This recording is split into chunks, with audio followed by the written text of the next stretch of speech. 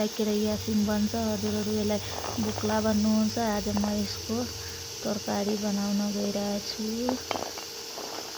यसलाई केलाएर राखेको छ हामी, अब यसलाई सफा गर्ने हो। साथीहरू पहिला यो बकुलालाई हामी एकछिन स्टिम गरिदिन्छौँ। यो बकुलालाई मजाले पकालेर अब केही बेर स्टिम हुनलाई राखिदिएपछि एकछिन मात्र यसलाई स्टिम गर्छौँ। बकुलामा मिक्स गर्नलाई आलु हामी काटेर पकालेर रेडी गरिसकेछौँ। हाम्रो बकुला स्टिम भएर यस्तो देखिरहेछ। अब म यसलाई यहाँबाट हटाउँछु र कराही बसाल्छु। हामी कराहीमा तेल ताप्न राखिसकेपछि काटेर रेडी गरिसकेछु। त्यसमा तातो तेलमा हामी तेजपत्ता राखिसकेँ, जिरा एड गरिदिन्छौँ, चिनी एड गरिदिइसकेको। अब यसमा हामीले यो काटेको प्याज एड गरिदिन्छौँ। प्याज एड गरिसक्यो। अब यसमा आलु एड गरिदिन्छौँ। काटेको आलु र प्याजलाई हामी सँगै भुट्छौँ।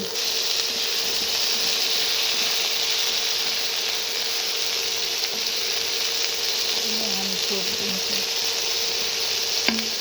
आलु र प्याज भुटिँदैछ। अब यसमा हामी बकुला एड गरिदिन्छौँ।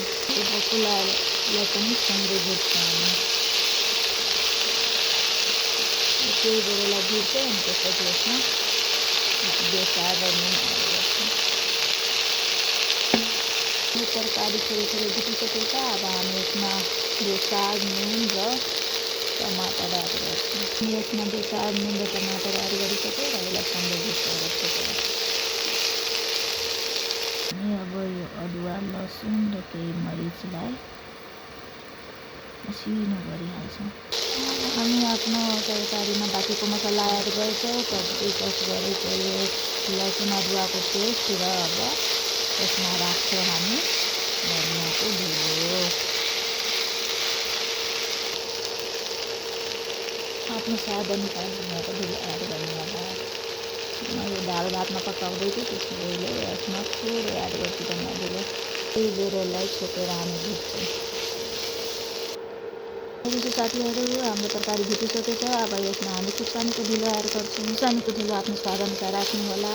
अब यसलाई केही बेर भुटेर म यसमा वाटर एड गर्छु।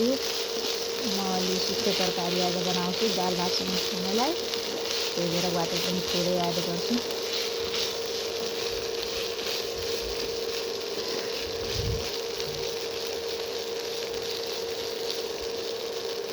हाम्रो तरकारी भुटेर भइसकेको रहेछ। अब यसमा थोरै वाटर एड गर्छौँ।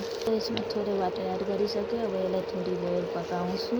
आलु पाकिसकेपछि हाम्रो तरकारी रेडी भइहाल्छ। साथीहरू फाइनली हाम्रो तरकारी रेडी भइसकेको छ।